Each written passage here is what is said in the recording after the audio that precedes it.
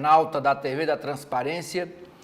Estamos iniciando o nosso primeiro bloco de notícias desta terça-feira, dia 28 de janeiro de 2025. E a gente mostra inicialmente a folha do jornal, a capa do jornal Folha de São Paulo para você. E a manchete é um assunto internacional na área de tecnologia.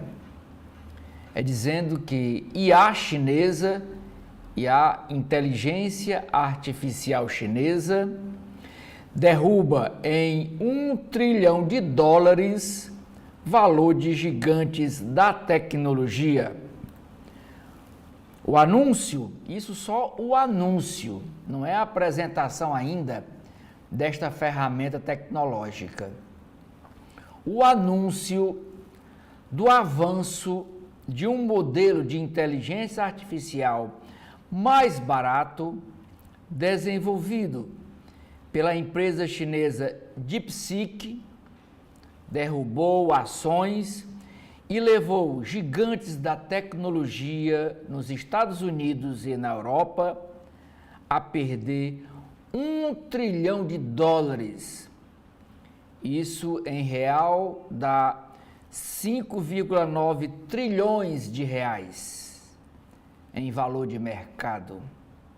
A maior desvalorização de 592,6 bilhões de dólares foi da empresa Nvidia, líder no mercado de chips para IA, inteligência artificial.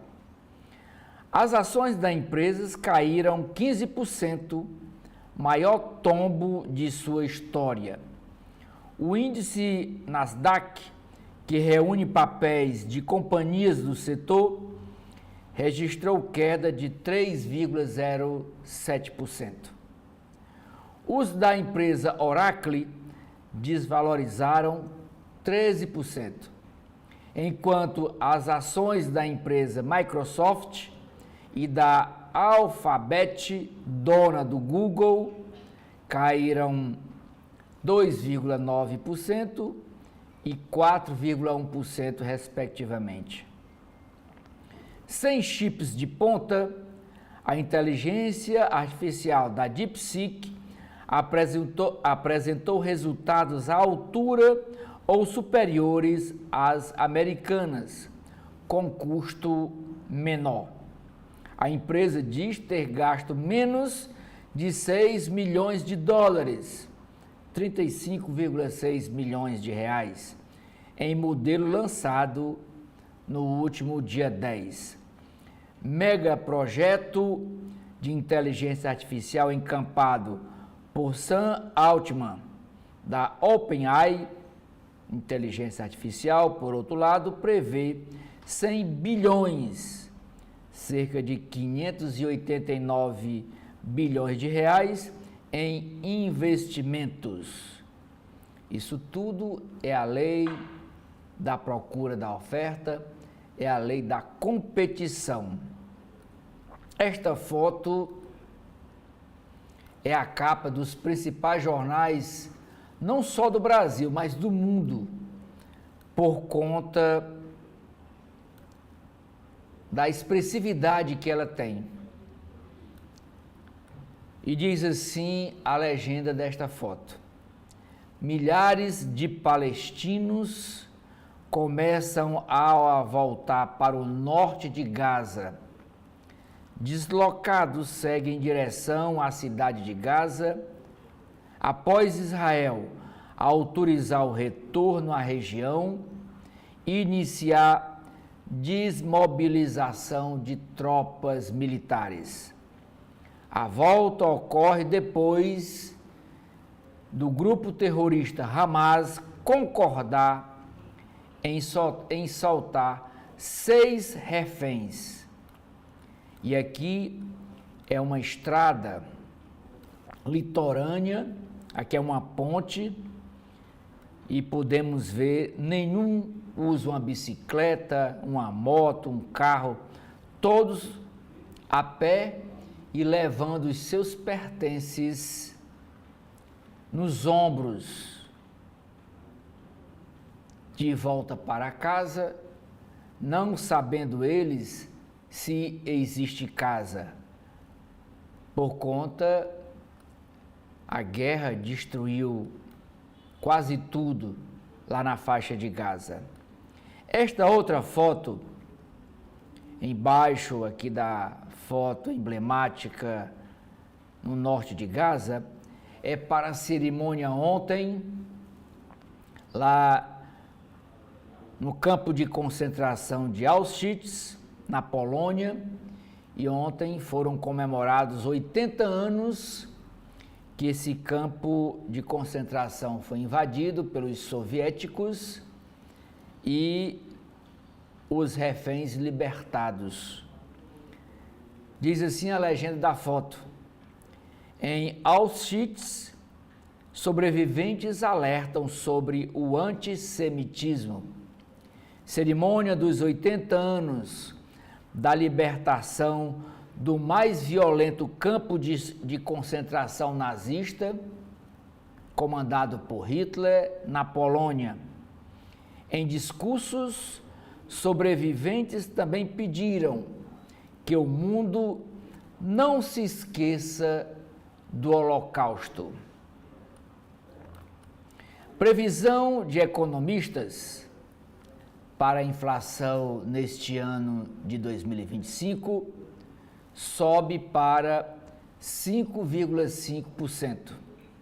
A previsão da inflação deste ano, feita por analistas ouvidos pelo Banco Central, saltou para 5,5%, um ponto acima do teto da meta fiscal do governo, que é de 4,5%. Na semana passada, a mediana das projeções indicava que o IPCA fecharia o ano com alta de 5,08%. Hoje, o Copom, que é o Comitê de Política Monetária do Banco Central, começa a se reunir para decidir amanhã, quarta-feira, a nova taxa de juros do ano. A jornalista Dora Kramer escreve nas páginas internas que é chamada de capa da Folha de São Paulo. Lula antecipa 2026 e põe intuição à prova. É raro que um presidente abra oficialmente a temporada da sucessão ou reeleição com 2 anos de mandato pela frente. Lula corre o risco de jogar com cartas descartadas do baralho pela passagem do tempo.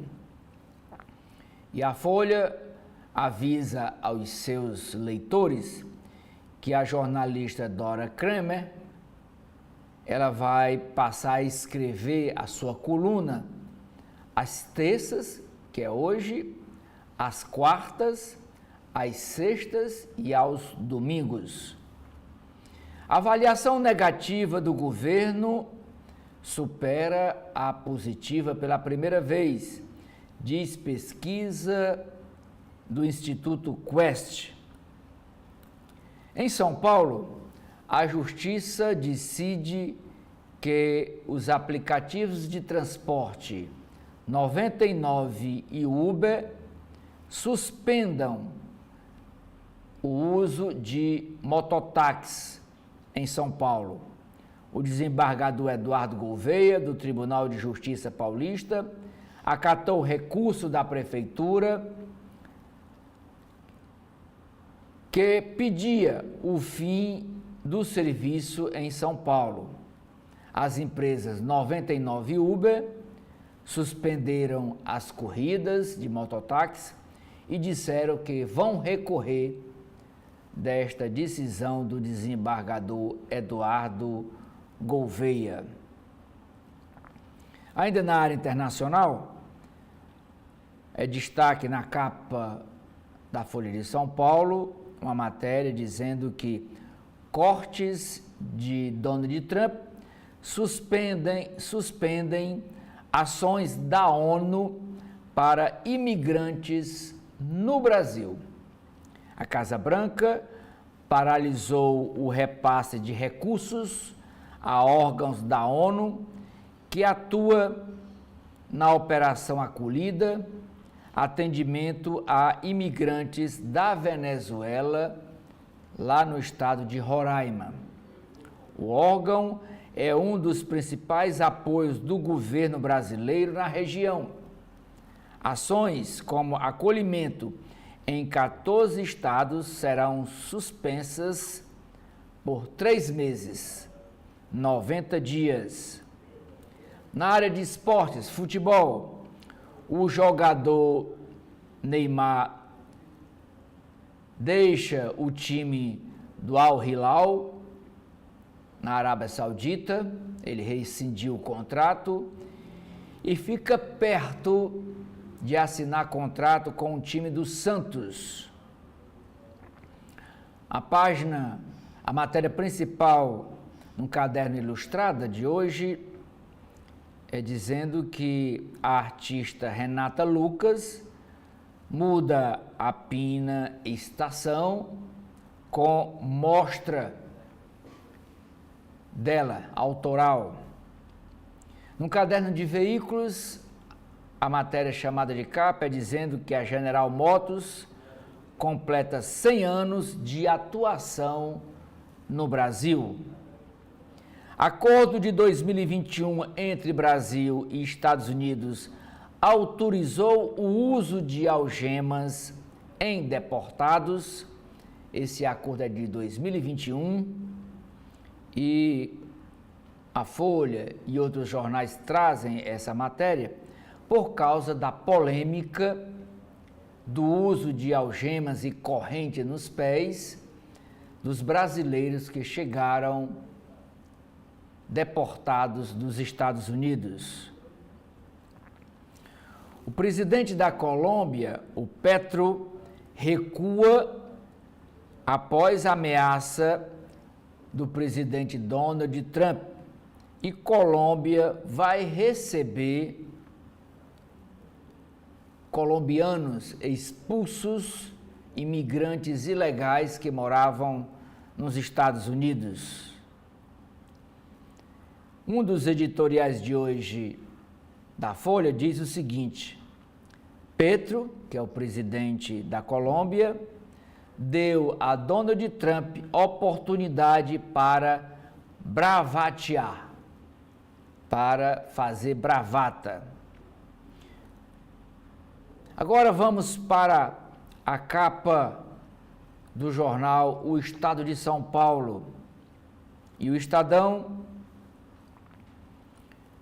escolheu como manchete da edição desta terça-feira a matéria também sobre internacional com repercussão no Brasil. Lula cobra explicação dos Estados Unidos, mas evita confronto com Donald Trump. O Itamaraty pediu explicações à gestão Trump sobre o ocorrido no voo que trouxe 88 brasileiros algemados dos Estados Unidos, mas adotou um tom cauteloso para evitar confronto. A embaixadora Márcia Loureiro disse ao embaixador interino dos Estados Unidos, o Gabriel Escobar, que o Brasil considerava desrespeitoso e inaceitável o tratamento dado aos deportados.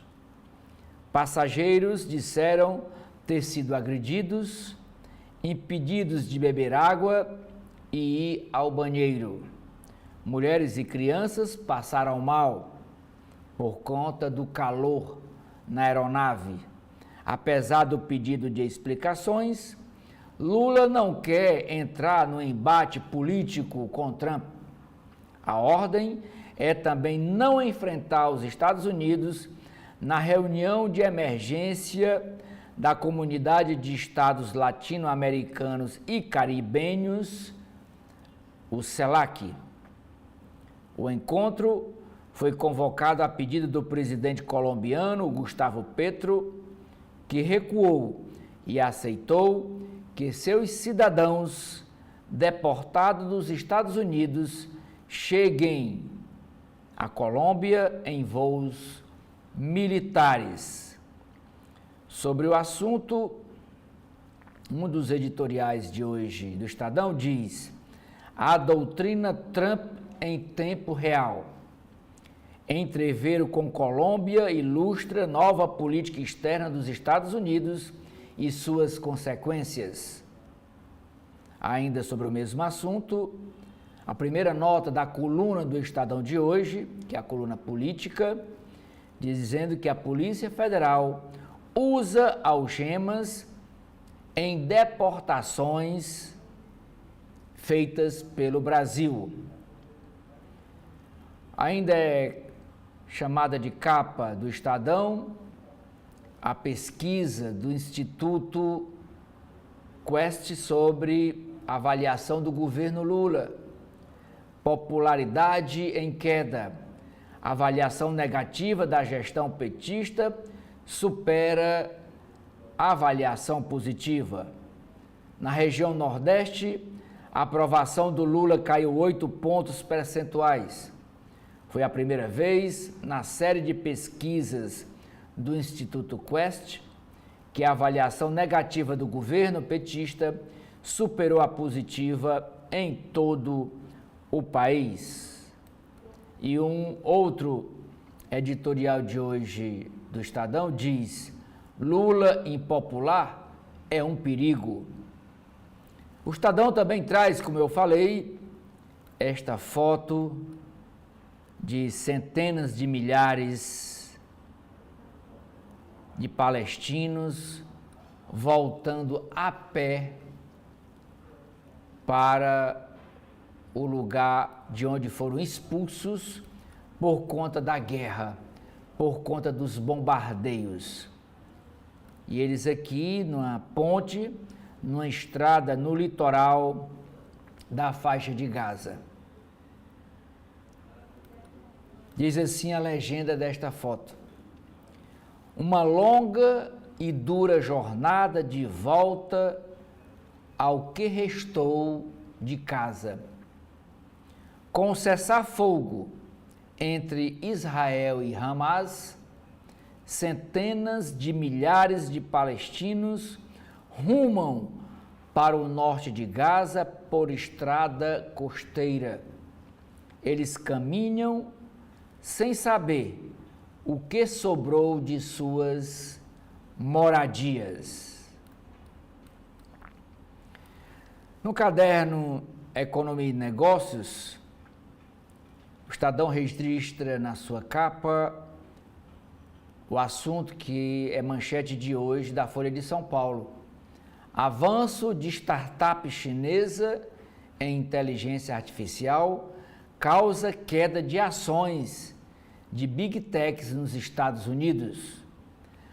A empresa chinesa DeepSeek desenvolveu um chatbot que rivaliza com o ChatGPT.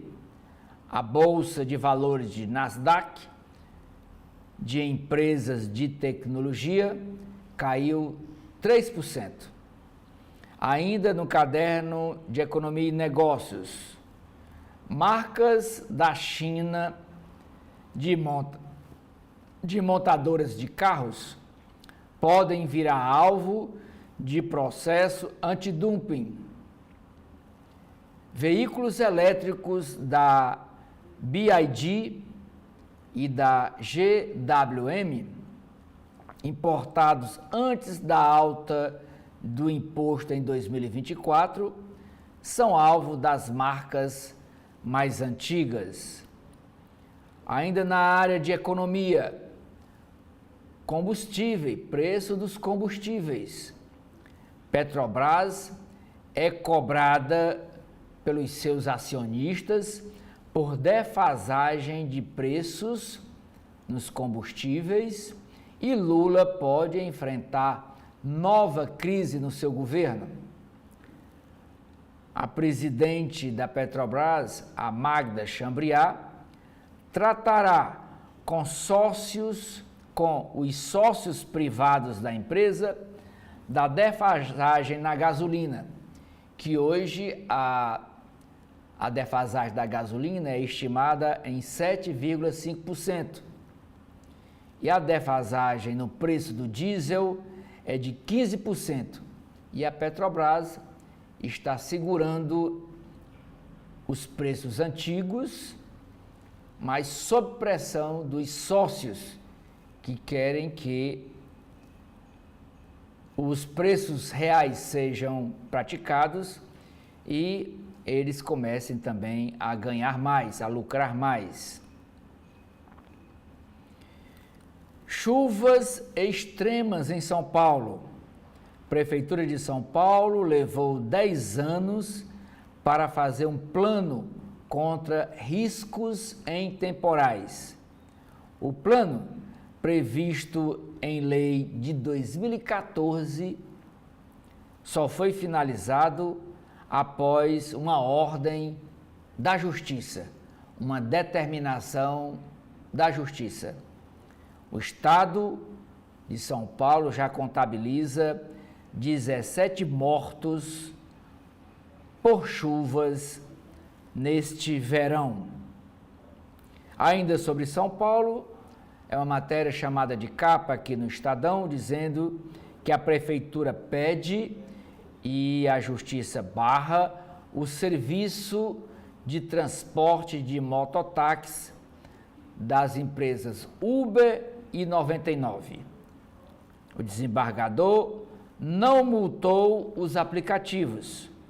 Empresas dizem acatar a decisão, mas vão recorrer.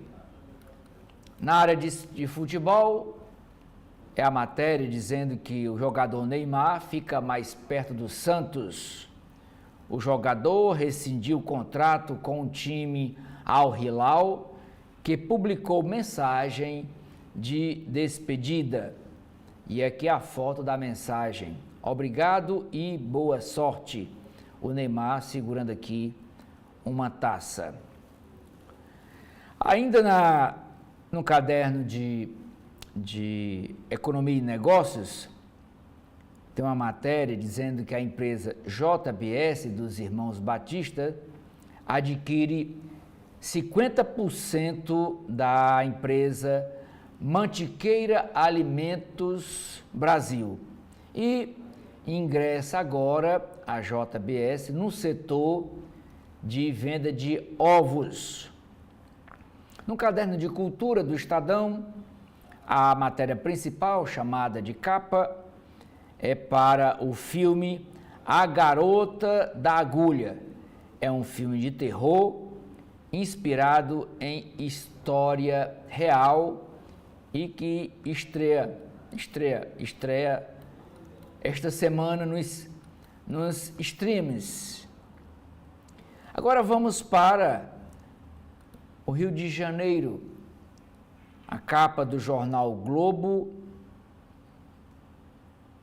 a primeira chamada é dizendo que o IPHAN investe em portal na internet para facilitar a recuperação de bens, de joias, de imagens levados ou furtados de igrejas e museus Brasil afora.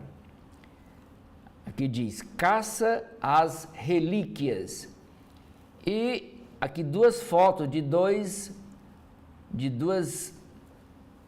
estátuas, de dois anjinhos barrocos, alto valor. Peças de igreja do século XVIII ainda estão desaparecidas. Então, aqui as duas imagens que alguém roubou de igrejas e museus. A manchete do jornal Globo é sobre a pesquisa do Instituto Quest de avaliação do governo Lula. diz: placar desfavorável. PIX e inflação atingem base de Lula, que sofre virada na aprovação. Diz o texto da manchete. A sequência de más notícias para o governo, com a crise do PIX e a inflação dos alimentos, refletiu-se na avaliação do presidente Lula, mostra pesquisa de opinião pública do Instituto Quest. Pela primeira vez, o índice dos que desaprovam a gestão, 49%, ante 47% em dezembro passado, portanto aumentou 2 pontos percentuais, é maior do que os que aprovam. Os que aprovam hoje está em 47% e eram 52%. Em situação de empate, no limite da margem de erro, que é de 1%, a margem de erro dessa pesquisa de avaliação do governo Lula. Em segmentos onde Lula tem base de apoio sólida, como na região Nordeste, e entre os que ganham até 2 salários mínimos, houve perda relevante de aprovação. Para 66% dos entrevistados, o governo conduziu mal o episódio do PIX, no qual houve recuo da norma da Receita Federal após críticas e fake news espalhadas nas redes sociais. O Palácio do Planalto avalia que o impacto era esperado e a recente mudança na Secretaria de Comunicação do governo é a maior tentativa de reverter esse quadro. O Jornal Globo também usa quase a metade da sua capa para publicar esta foto lá no norte de Gaza.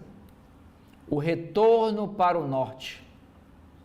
Com cessar-fogo, dezenas de milhares de palestinos deslocados iniciam longa marcha de volta para casa no norte de Gaza, após de 16 meses de fuga, fugindo da guerra.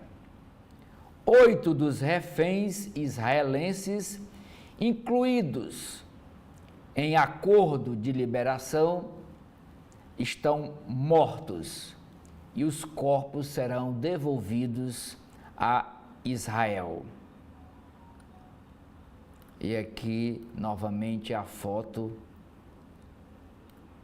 que é gente, como diz, até onde a vista alcança.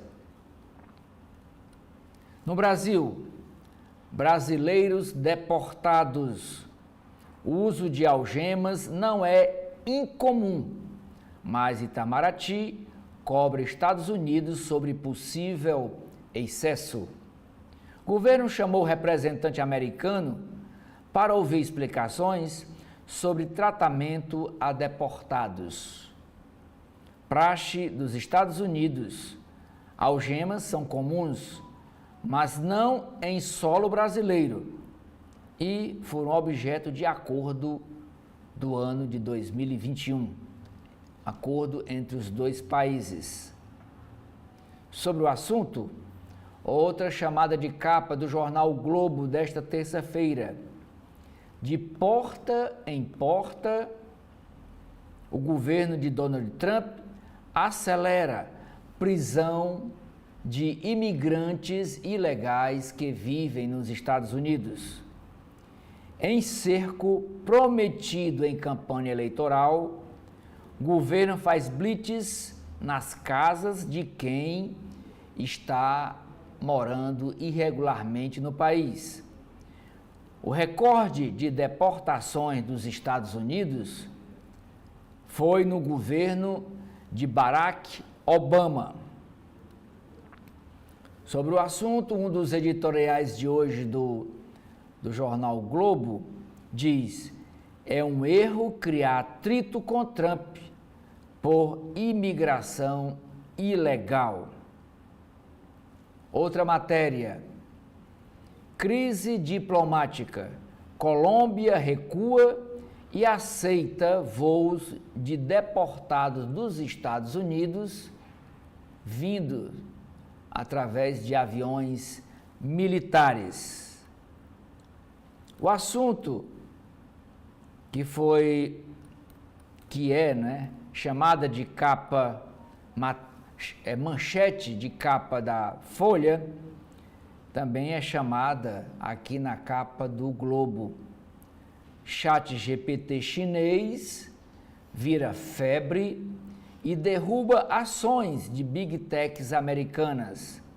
Ferramenta de inteligência artificial, o DeepSeek da China, tem custo menor que as concorrentes ocidentais e sua versão gratuita está disponível no Brasil.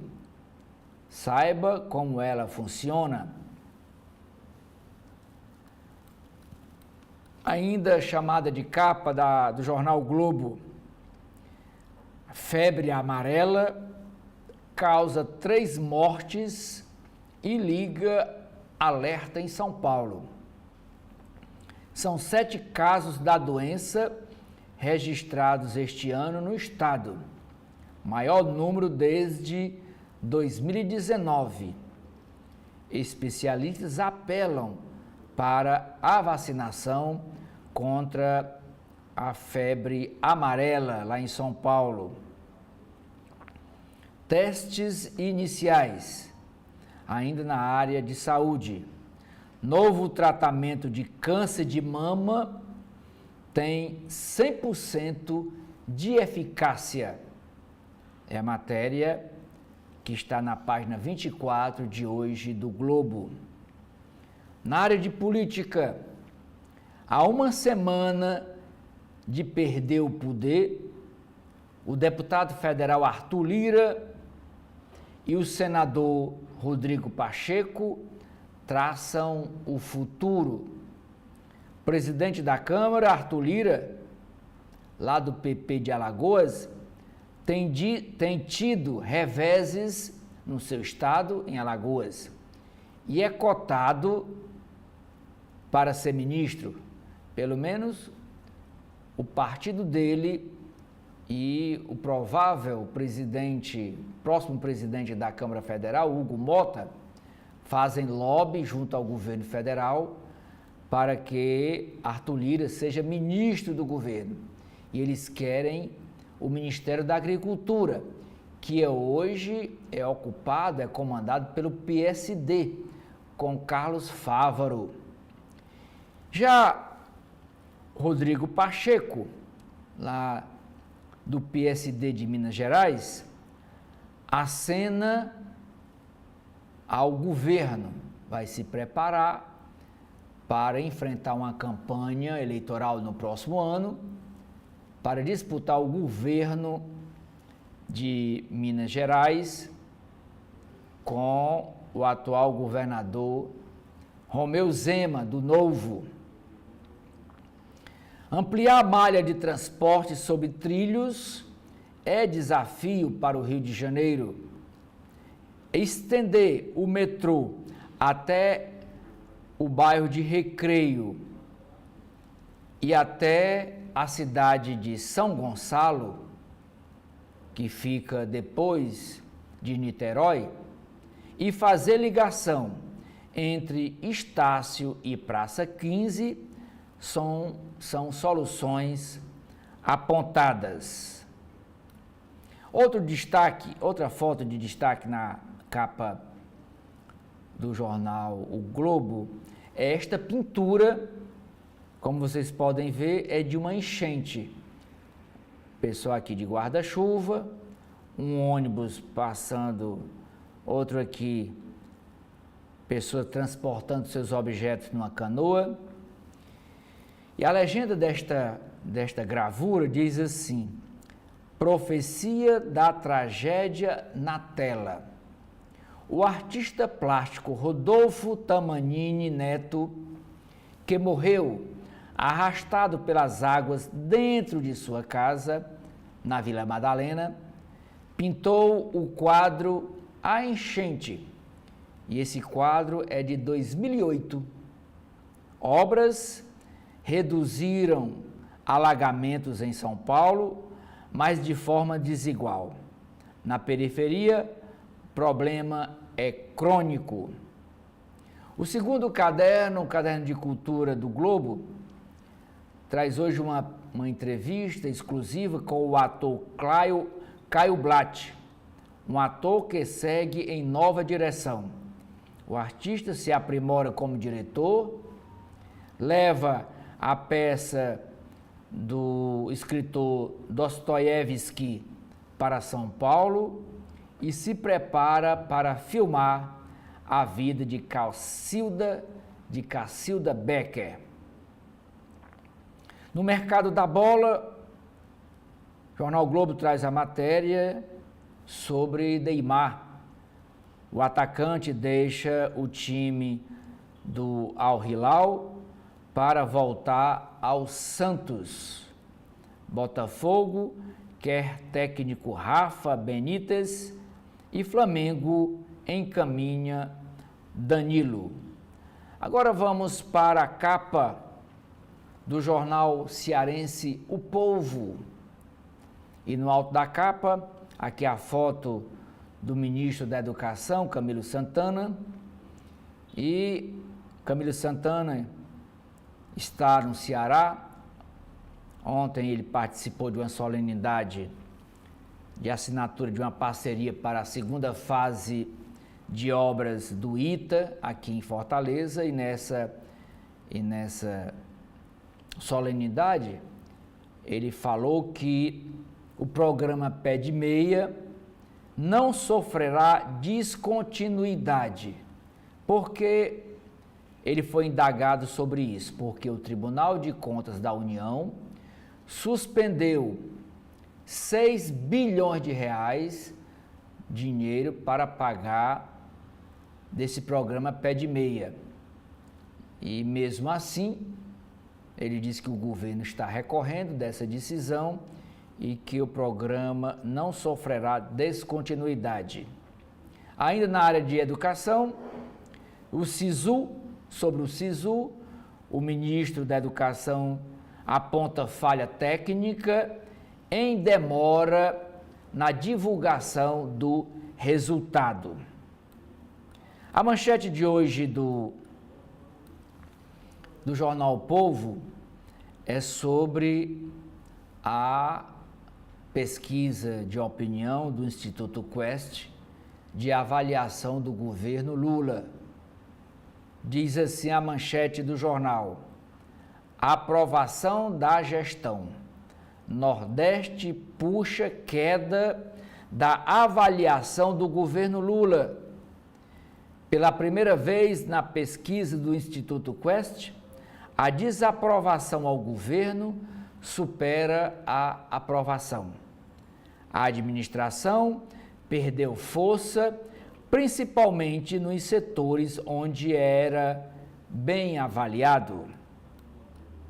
O Jornal Povo publica 2 fotos em sua capa, uma na área de esportes, para dizer goleada tricolor.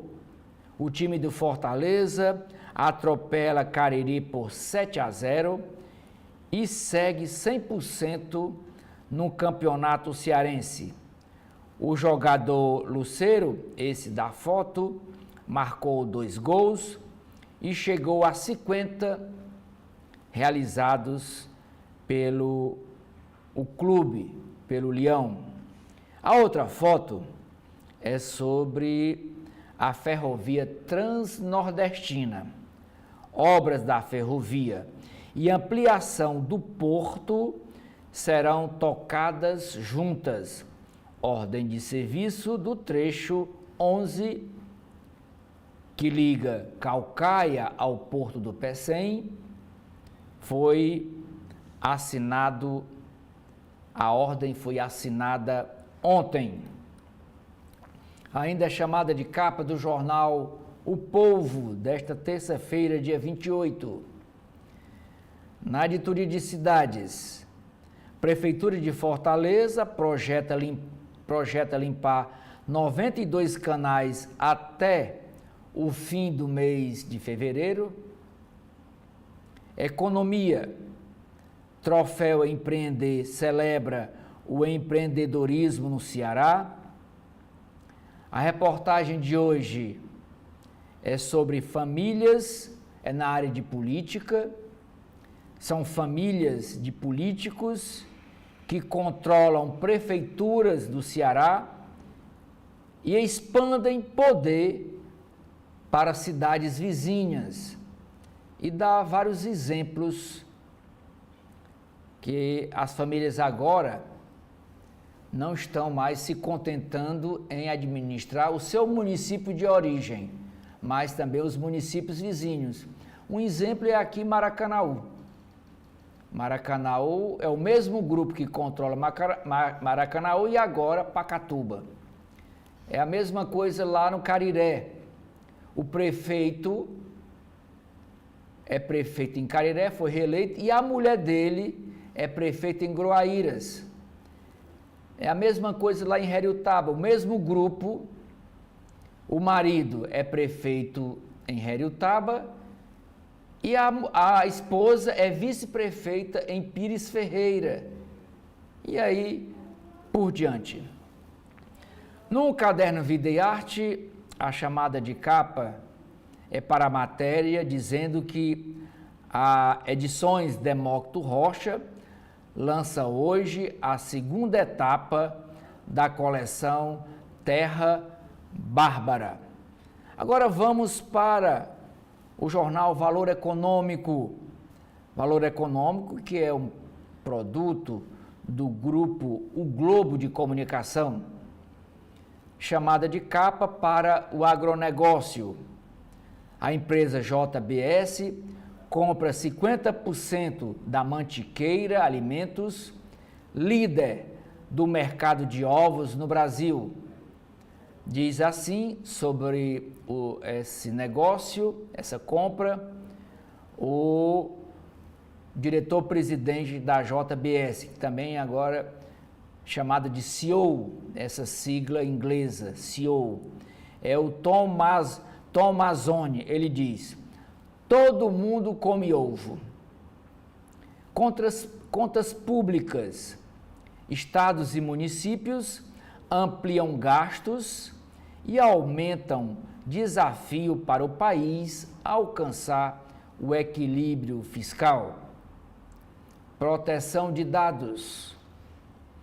A empresa THF apresentará recurso à ANPD para manter incentivo em criptomoedas na coleta de íris dos olhos dos brasileiros, diz Kieran. O assunto manchete do jornal é o mesmo assunto manchete da Folha de São Paulo. Chinesa DeepSeek abala setor de inteligência artificial e derruba ações de outras empresas, de grandes empresas de tecnologia nos Estados Unidos. Big Techs perdem $1 trilhão em valor de mercado. A Nvidia cai 17% na bolsa de Nasdaq. Ações de empresas de tecnologia caíram em bloco no mercado dos Estados Unidos, impactadas pelo anúncio de que a chinesa DeepSeek desenvolveu um chat de inteligência artificial com orçamento muito menor do que as rivais americanas, a OpenAI e a Google. Para analistas, A empresa chinesa desafia o modelo de negócios das Big Techs, que perderam mais de R$ 1 trilhão da noite para o dia, como se diz, na Bolsa de Valores. Na maior queda em um dia desde o início da pandemia, a Nvidia caiu 17% na Bolsa de Nasdaq, perdendo cerca de 600 bilhões de dólares em valor de mercado. Outros papéis ligados ao desenvolvimento de inteligência artificial recuaram. Criada pelo chinês Lin Yi, dona da gestora, a DeepSeek é uma plataforma de código aberto que permite a colaboração de outros usuários e que logo se tornou o aplicativo mais baixado no App Store. A DeepSeek afirma ter investido menos de 6 milhões de dólares no treinamento do seu modelo de inteligência artificial, substancialmente abaixo dos recursos que empresas americanas têm aportado em chips e infraestrutura para criar modelos de linguagem de grande escala.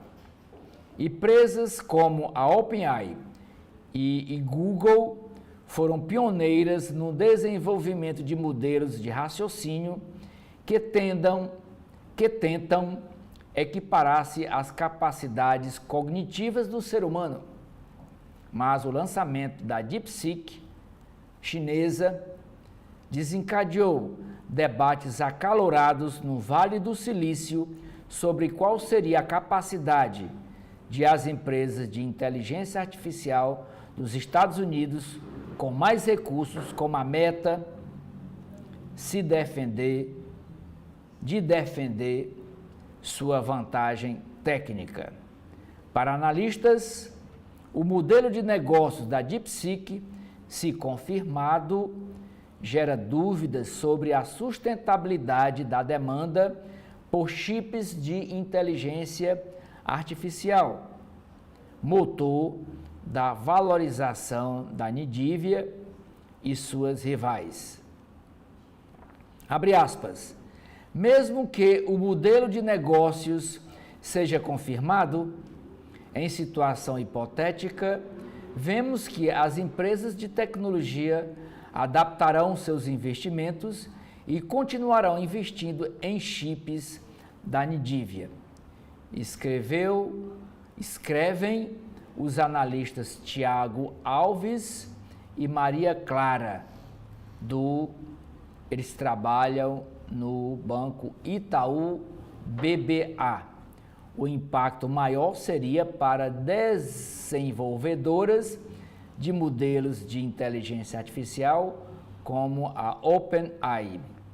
Empresas de infraestrutura de data centers e energia nuclear nos Estados Unidos também sofreram, pois grandes investimentos em inteligência artificial impulsionaram os preços de suas ações.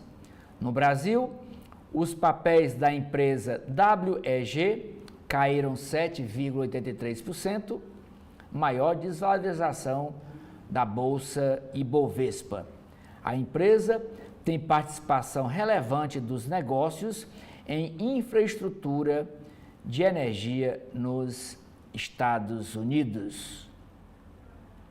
Ainda é chamada de capa do Valor Econômico, matéria dizendo que a recuperação judicial bate recorde em 2024, ano passado. O número de pedidos de recuperação judicial no Brasil bateu recorde em 2024. Dados da Serasa mostram que 2.273 empresas entraram com a solicitação no judiciário, na justiça, aumento de 61,8% em relação a 2023 e um aumento de 22% na comparação com 2016. Até então, o volume historicamente mais elevado, com 1.863 aquisições. As falências, na contramão, tiveram queda, 3,5% na comparação anual. As micro e pequenas empresas foram as mais afetadas, representando 73,7% dos pedidos de recuperação judicial, um aumento de 78,4% em relação a 2023. Entre os setores, o de serviços liderou, com 41% do total registrado. O número de 2025 e 2026 tendem a superar a marca do ano passado, por conta das piores perspectivas econômicas, segundo especialistas. Os 3 primeiros motivos para esse cenário são o aumento das taxas de juros feitas pelo Copom, a valorização do dólar, agora com a entrada de Donald Trump na presidência dos Estados Unidos, e a expectativa de maiores restrições no acesso ao crédito bancário, ao pedido de empréstimo. A dificuldade para sair da crise financeira é ainda maior no caso das micro e pequenas empresas, por terem menos capital de giro, acesso a empréstimos e a estrutura para planejamento financeiro, além do problema de caixa para pedir recuperação judicial, um processo custoso, de alto custo e que dura, em média, 5 anos. Abre aspas. Elas têm menos fontes para captação de crédito e, quando tem, a taxa de juros é mais alta, porque existe a percepção de um risco maior, diz a economista Camila da Serasa. Parceiros, outra matéria chamada de capa do Valor Econômico. Parceiros dos Estados Unidos buscam alternativas comerciais. Parceiros econômicos dos Estados Unidos se movimentam para manter o volume de comércio na era Trump por meio de acordos bilaterais e do redirecionamento de cadeias de suprimentos para lidar com o protecionismo. A tática é similar à usada no primeiro governo do republicano Donald Trump. Desde a eleição, a União Europeia fechou o acordo com o Mercosul, atualizou o Pacto de Livre Comércio com o México e reabriu renegociações com a Malásia. O Focus mostra nova piora em projeção para a inflação deste ano. E a projeção ficou em 5,5%, ante os 5,08% projetados na semana anterior. Desaprovação do governo Lula alcança 49%, é chamada de capa essa pesquisa divulgada pelo Instituto Quest. A atividade industrial da China perde força e uma entrevista com Anderson Brito, presidente da área de banco de investimento da UBS Banco do Brasil. E ele fala dizendo que existe, de uma maneira geral, uma visão negativa do país. No macro,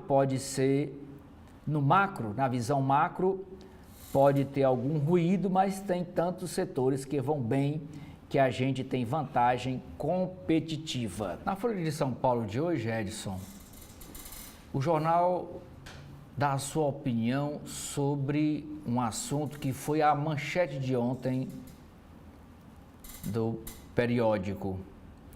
Diz assim o editorial, um dos editoriais da Folha de hoje. o assédio infernal do telemarketing.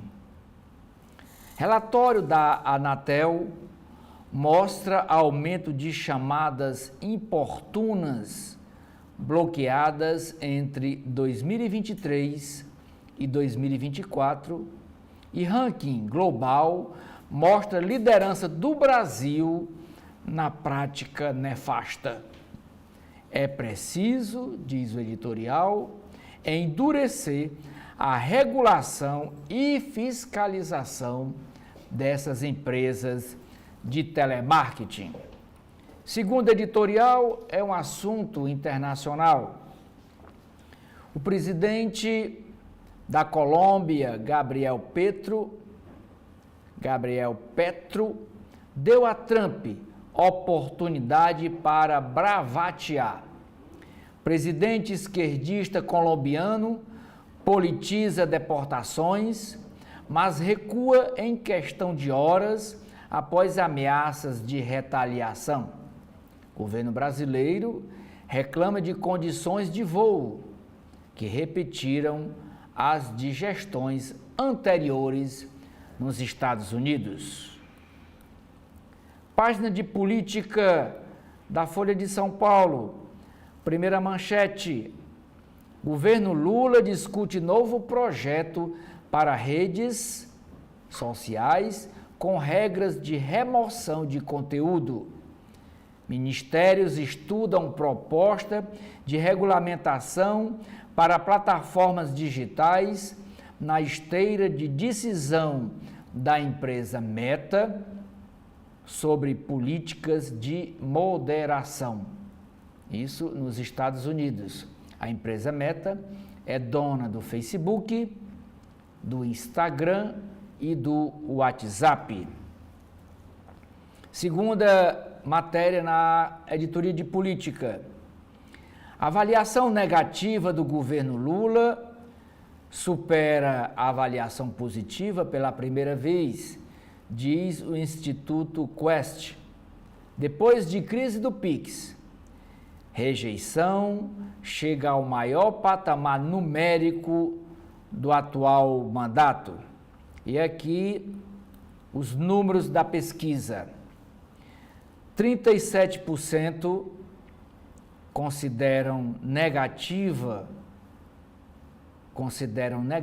o governo Lula, 31% considera positivo e 28% considera regular. 4% não souberam responder a pergunta ou não souberam ou não responderam. Governo Lula finge que vai acabar com o sigilo de 100 anos. Manobra política só muda a embalagem de legado de Bolsonaro.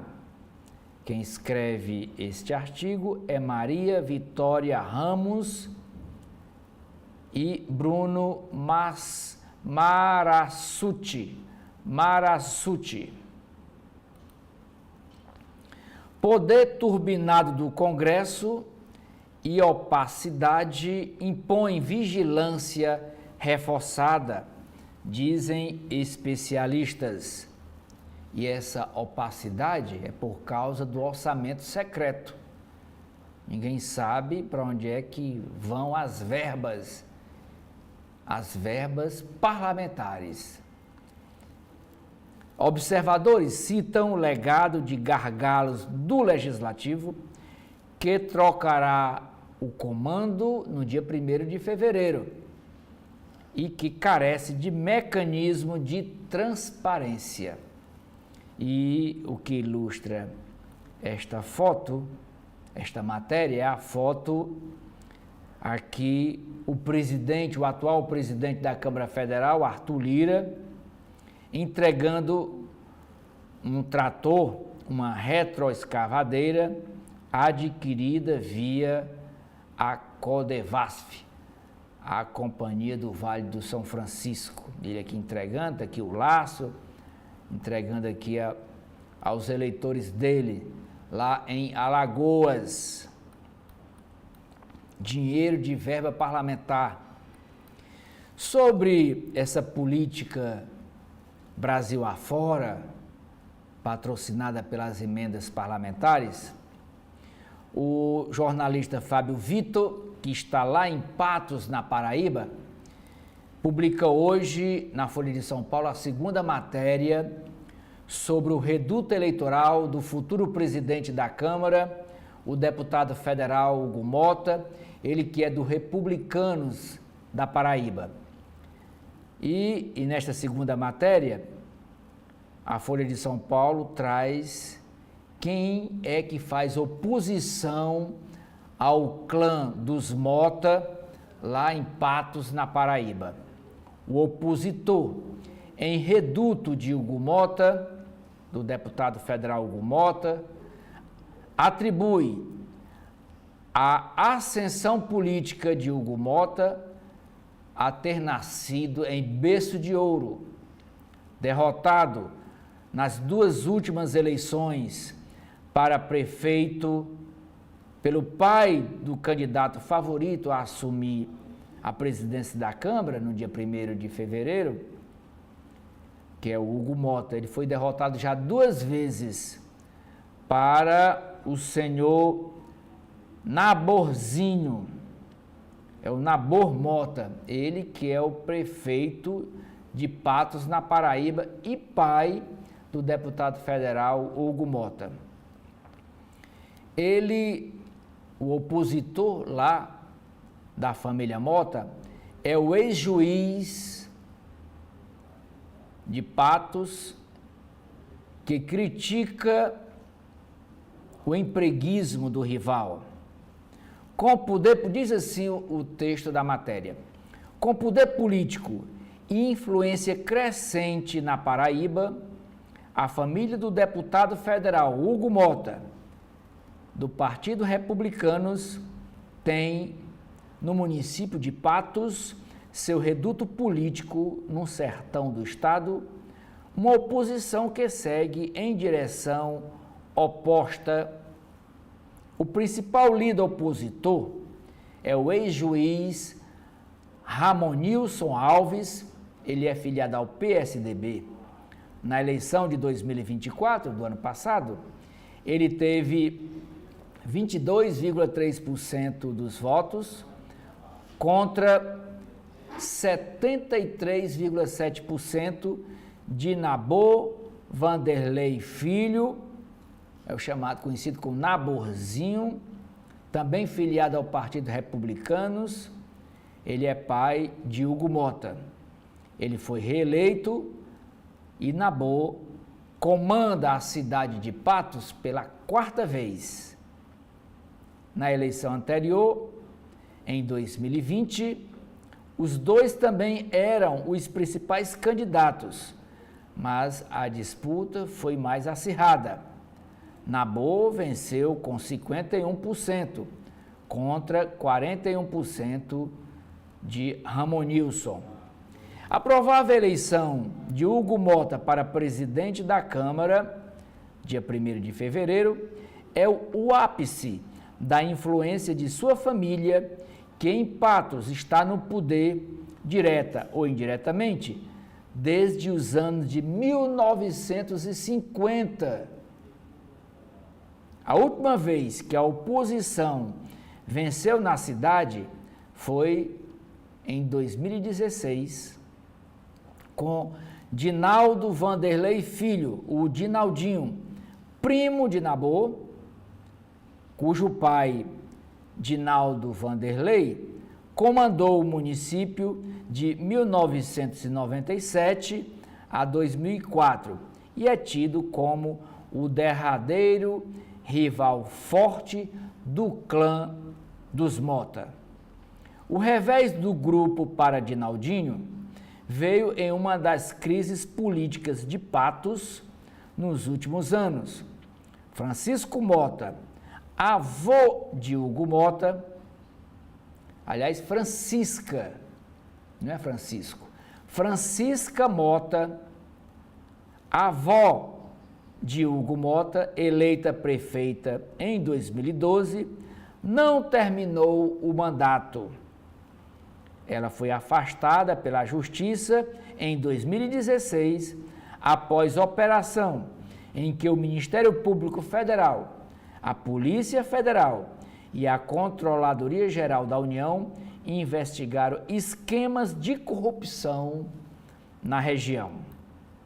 Ilana Mota, mãe de Hugo Mota e filha de Francisca, que era prefeita lá em Patos e foi afastada em 2016, que era chefe, a Ilana, mãe de Hugo, era a mãe prefeita e ela era a chefe de gabinete da prefeitura.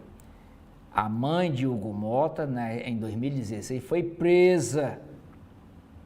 presa na ocasião e solta após 5 dias de cadeia. As ações do Ministério Público Federal contra as duas, mãe e filha, foram consideradas improcedentes ou extintas pela Justiça em grau de recurso. Mas, como Francisca, Dinaldinho também não concluiu o mandato, afastado que foi pela Justiça após acusações de corrupção e pavimentando a volta do pai de Hugo Mota, o Nabor, a volta dele à prefeitura. Inegavelmente, abre aspas, inegavelmente, o elemento dinheiro foi o que, ao final, desequilibrou o processo eleitoral, diz o ex-juiz Ramonilson, sobre sua derrota para Nabor, agora em outubro do ano passado. E o Nabor foi reeleito prefeito de Patos. Destacando sua própria origem, o ex-juiz, ele disse: meu pai era um pequeno comerciante que antes foi mecânico de carro. Minha mãe era feirante. O ex-juiz atribui a ascensão de Mota ao poder de seus antepassados. Abre aspas, diz o juiz: nasceu no berço confortável financeiramente e isso facilitou muito a sua trajetória. Conseguiu fazer medicina numa instituição privada, numa faculdade privada. Foi eleito uma primeira vez por força desse suporte econômico. E o que a gente vislumbra é um perfil de quem nunca trabalhou. Não rima com uma história de estudo ou trabalho, diz o ex-juiz, rival, opositor da família Mota, lá em Patos, na Paraíba. Quando o juiz, ele condenou Nabor por contratação irregular de servidores, revertida pelo pai de Hugo.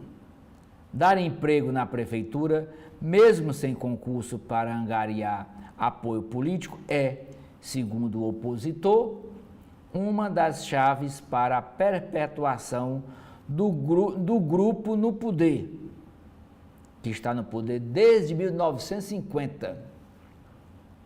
Já os Mota Vanderlei acusam o ex-juiz Ramonilson de usar a magistratura para persegui-los. Antes de entrar para a política, Ramonilson obteve em 2020, aos 45 anos, a aposentadoria especial para pessoas com deficiência. Ele tem problemas de visão, o que provocou críticas e denúncias dos rivais. Se ele não podia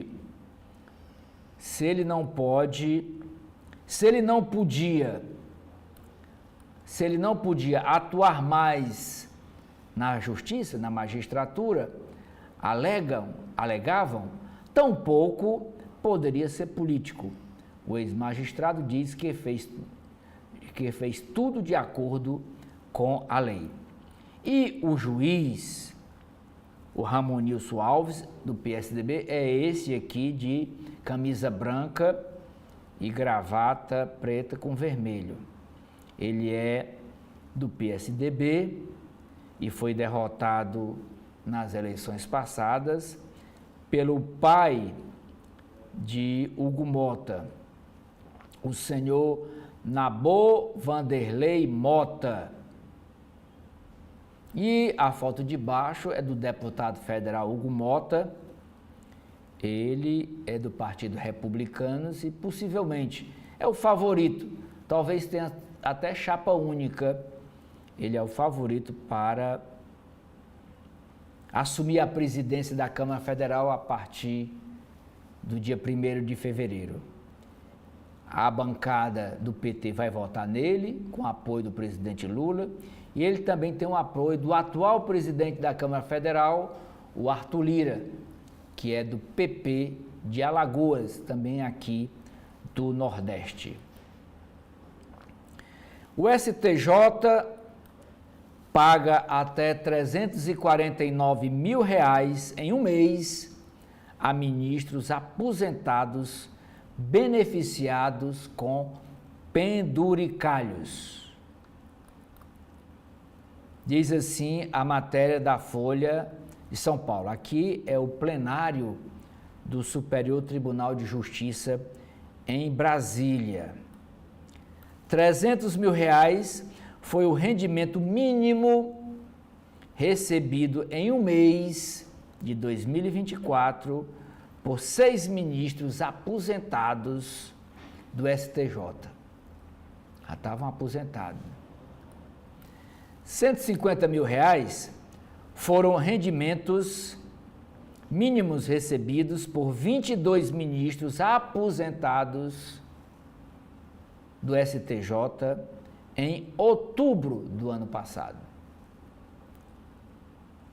R$44 mil é o teto constitucional de salário para o funcionalismo federal. O funcionário público federal pode ganhar por mês até R$44 mil. É o teto, é quanto ganha hoje o ministro do Supremo Tribunal Federal. E como é que esse pessoal ganha 150 mil, 300 mil? Noutras matérias, durante a semana passada, a gente viu que um ministro do TST ganhou 700 mil. Se é dinheiro, é por conta dos penduricalhos. Não é salário, é penduricalho. Diz assim o texto desta matéria da Folha de São Paulo.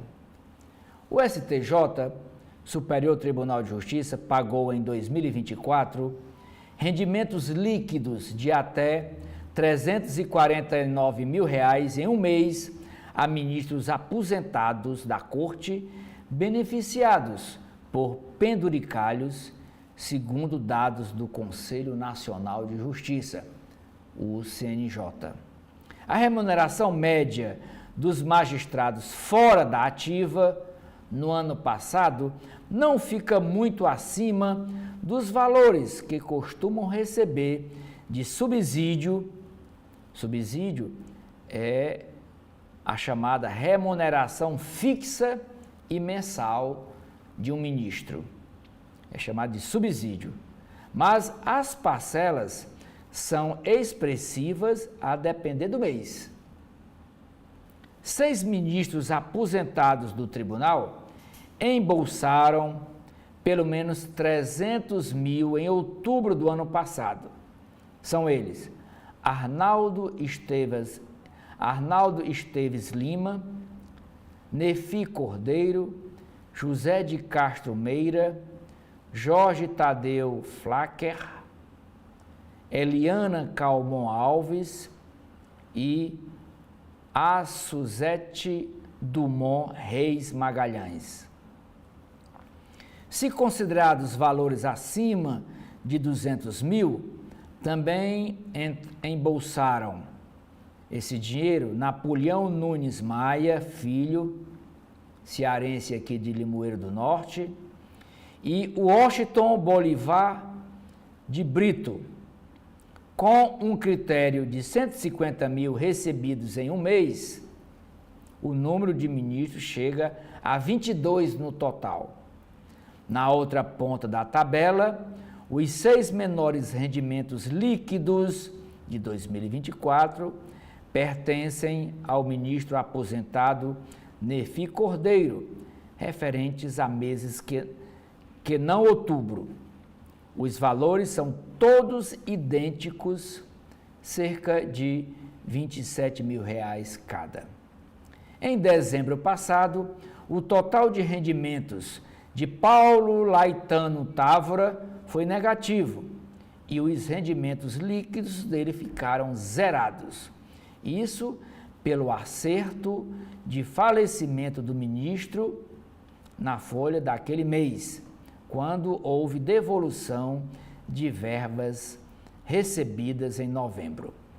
O STJ diz que a remuneração dos magistrados ativos e inativos vinculados ao Superior Tribunal de Justiça é composta de subsídio, que é a remuneração fixa mensal, mais férias, mais gratificação natalina, mais e demais direitos previstos na legislação de regência, sempre obedecendo aos parâmetros definidos, aprovados pelo CNJ, bem como a aplicação do teto constitucional. Os dados da folha de pagamento constam de painel mantido pelo CNJ, o Conselho Nacional de Justiça, com dados dos próprios tribunais estaduais. O STJ não confirmou se manteve atualizados os números referente a 2024. Na quarta-feira passada, dia 22, a Folha de São Paulo mostrou que, só em dezembro de 2024, ministro do TST, Tribunal Superior do Trabalho, receberam remuneração líquida de até R$ 419 mil, turbinada esta remuneração pelo pagamento de verbas adicionais. Outra matéria na área de política, da Folha de São Paulo.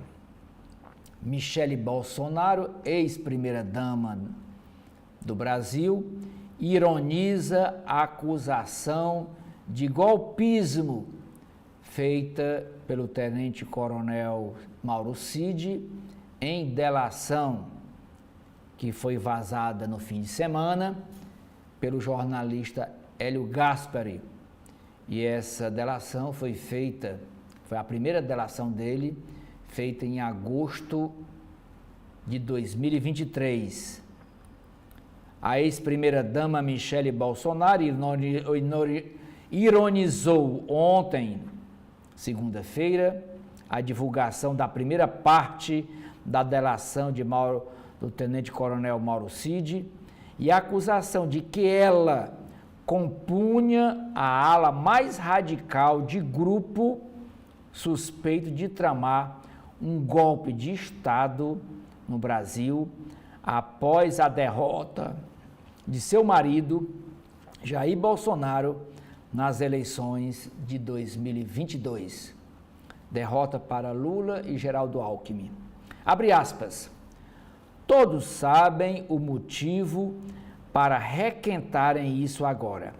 Esse governo e o sistema vivem de cortina de fumaça para esconder a sua traição contra o povo. Fecha aspas, disse a mulher do ex-presidente Jair Bolsonaro via assessoria. Mauro Cid põe Michele, juntamente com o deputado federal Eduardo Bolsonaro, filho do ex-presidente, na ala mais radical do grupo, que conversava constantemente com o ex-presidente Bolsonaro, instigando-o, provocando-o para dar um golpe de Estado. fecha aspas. O depoimento de Cid à Polícia Federal, em agosto de 2023, foi obtido com exclusividade pelo colunista, pelo jornalista Hélio Gaspari. O militar, Mauro Cid, citou 9 das 40 pessoas depois indiciadas pela Polícia Federal sob suspeita de participação em trama para impedir a posse de Lula. A primeira matéria da editoria de mercado da Folha de São Paulo é a matéria que hoje é a manchete do jornal.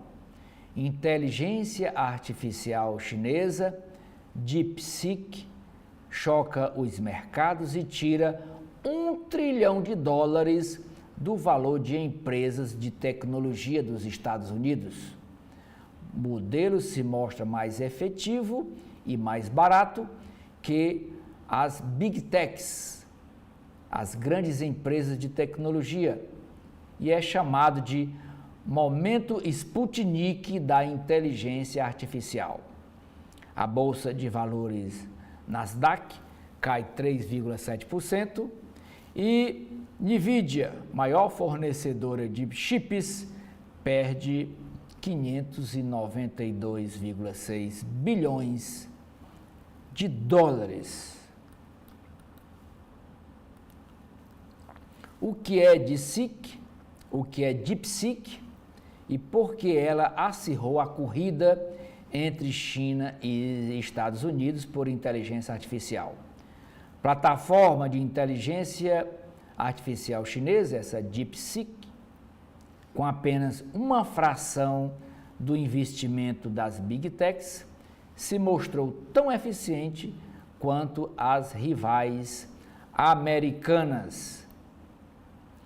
Previsão de economistas para a inflação neste ano de 2025 salta em uma semana de 5,08% para 5,5%, estimativa de fechar o ano com esse percentual. Se a estimativa se confirmar, o IPCA vai estourar com folga o teto da meta do governo. A meta fiscal do governo é chegar ao final do ano com a inflação de 4,5%. O Copom, que é o Conselho Monetário do Banco Central, deve elevar amanhã os juros para 13,25% ao ano. Amanhã tem reunião do Copom. Concessões de crédito de empréstimo para famílias crescem 12,9% em 2024, apesar do aumento dos juros, mostra o Banco Central. O governo traça plano para evitar problemas no escoamento da safra e o aumento dos alimentos. Força-tarefa que envolve ministérios, envolve o DENIT, a Polícia Rodoviária Federal e agências de regulação, visa evitar gargalos logísticos que dificultem o transporte de mercadorias. A empresa JBS entra no segmento de ovos com a compra de 50% da empresa Mantiqueira Alimentos, que é líder no mercado de venda de ovos no Brasil. A empresa terá controle, a JBS terá controle compartilhado com o sócio fundador. O CEO da JBS diz que a aquisição faz parte da estratégia de diversificação de negócios da JBS. O forte da JBS é o comércio de carnes, de frigoríficos, tanto aqui no Brasil como fora do Brasil. Pacote fiscal acirra divergências entre pastas da Fazenda, ministro Fernando Haddad, e do Planejamento, ministra Simone Tebet. Haddad e Tebet negam atritos e dizem que ministérios aprofundaram relacionamento. Nos bastidores, no entanto, membros de equipes fazem críticas mútuas sobre condução dos trabalhos. O governo fará 15 leilões de rodovias em 2025, com início já agora dos leilões no mês de fevereiro. O ministro dos Transportes estima que o investimento privado no setor possa superar 94,2 bilhões de reais.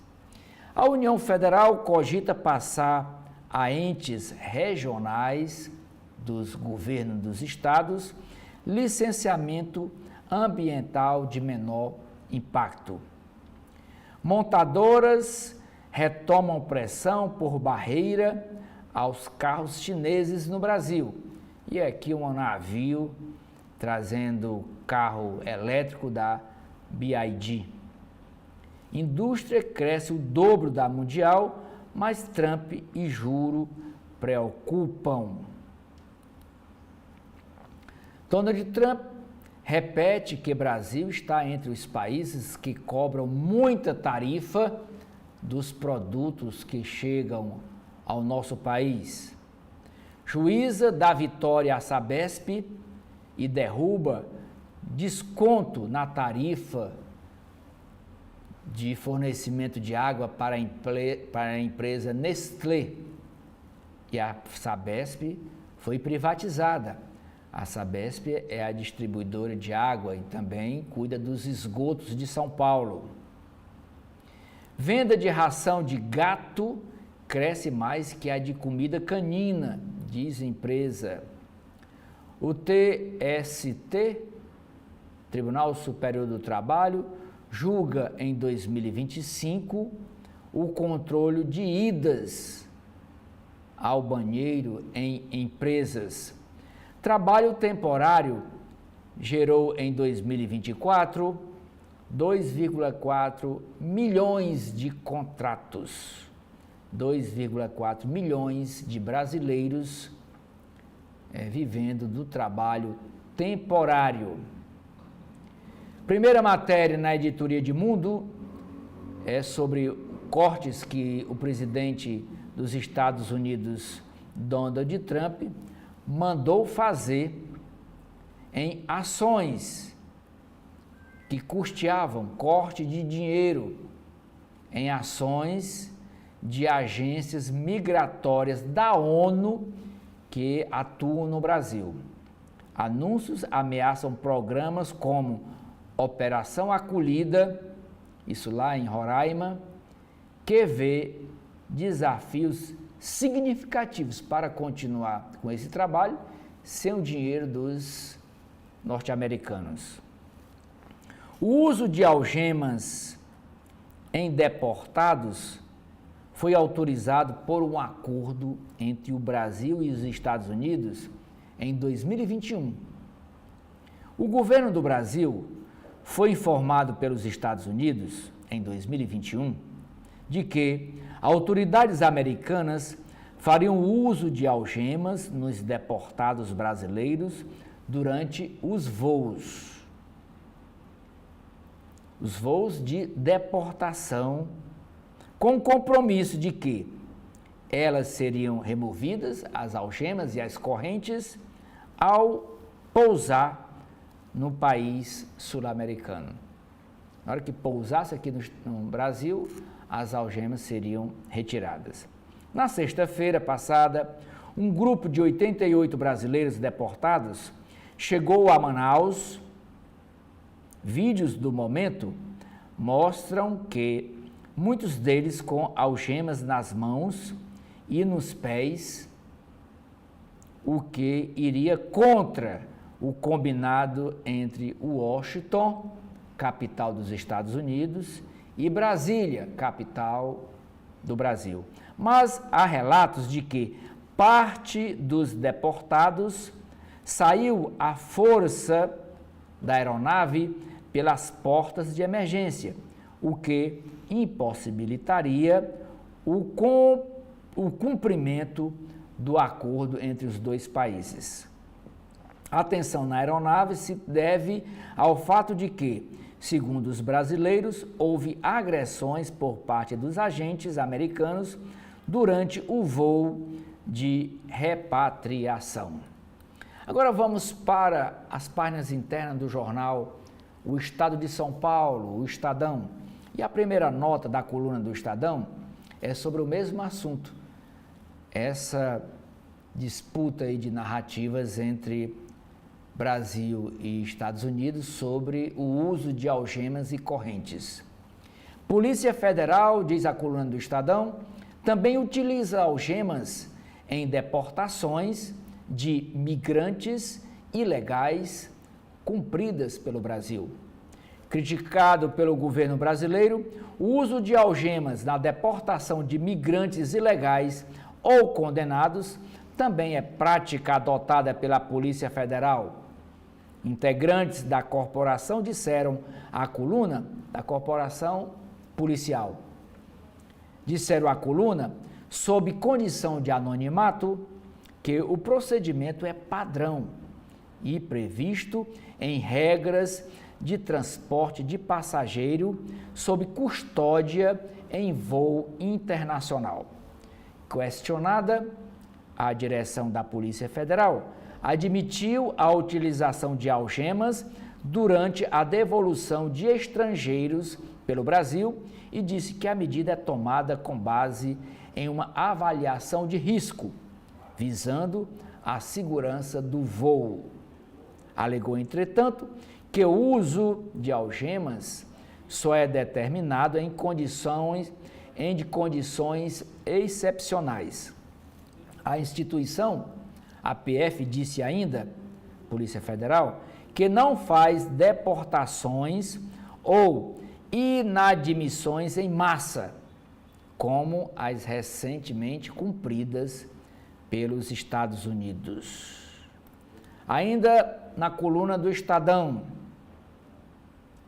diante do revés na popularidade de Lula, apontado na pesquisa Quest ontem, os petistas cobraram impulso do governo a pautas populares. Eles pedem avanço o mais rapidamente possível no aumento da faixa de isenção do imposto de renda para quem ganha até R$5 mil por mês. O governo também deve dar mais ênfase na discussão de medidas para redução dos preços dos alimentos. Após as eleições para as presidências da Câmara Federal e do Senado Federal, no próximo sábado, dia 1º de fevereiro, as bancadas do PT